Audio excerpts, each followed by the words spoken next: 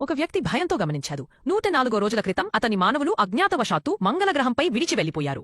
భూమితో సంబంధం పెట్టుకోవడానికి అతడు ఎంతగానో కష్టపడి ధూళి తుఫానులో కనపడకుండా పోయిన పాత్ఫైండర్ అనే పాత ఉపగ్రహాన్ని వెతికాడు. ఈ ఉపగ్రహాన్ని 1930లో మంగళగ్రహంపైకి పంపారు. ఇప్పుడు అది మట్టిలో పూర్తిగా మునిగిపోయింది. భూమిపై ఉన్న స్పేస్ సెంటర్కు మంగళగ్రహం నుండి కొన్ని అసాధారణ సంకేతాలు అందాయి. కానీ వాళ్లకు తెలియదు ఆ మానవుడు ఇంకా బతికే ఉన్నాడని.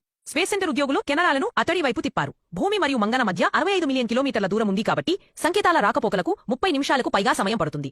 ఆ మనిషికి తెలుసు భూమి వాళ్ళు తన డేటాను చూస్తున్నారు. భూమిపై వాళ్లకు కనపడేలా నీళ్లలో పెట్టాడు. ఆ సందేశాన్ని చూసిన శాస్త్రవేత్తలు షాక్ అయ్యారు.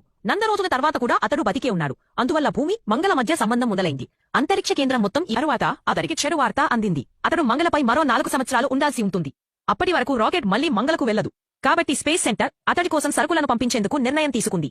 అయితే అందుకు ఏడాది సమయం పడుతుంది. అంతలో అతడు మంగళగ్రహంపై పంటలు వేసుకోవడం నేర్చుకున్నాడు.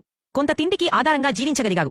కాని ఒక్కరోజు కేబిన్లో హఠాత్తుగా గాలి పీడనం పెరిగి బలమైన పేలుడు జరిగింది. పిన్న దోష్యాలు చెదిరిపోయాయి. కాబట్టి వెంటనే సరుకులు పంపాల్సి వచ్చింది. కాని తొందరలో పంపిన రాకెట్ ప్రయాణంలోనే పేలిపోయింది. స్పష్టమైంది తాపత్రయంతో చేసిన ప్రయత్నం విఫలమైంది. ఇప్పుడు మళ్లీ కొత్త రాకెట్ పంపాలంటే ఆలస్యం అవుతుంది. అప్పటికి ఆ వ్యక్తి బతికి ఉండడు. కాబట్టి ప్రాజెక్ట్ మేనేజర్ ఓ రహస్య నిర్ణయం తీసుకున్నాడు. మంగళ నుండి తిరిగి వస్తున్న అంతరిక్ష యాత్రికుల టీంను సంప్రదించాడు. వాళ్లకు ఆ మనిషి బతికే ఉన్నాడని చెప్పాడు. ఇది తెలుసుకున్న టీం కెప్టెన్ ఆ వ్యక్తిని విడిచి వచ్చేశామన్న బాధతో ఉన్న ఆర్డర్లను ఉల్లంఘించి మళ్లీ మంగళ వైపు తిరిగే నిర్ణయం తీసుకున్నాడు.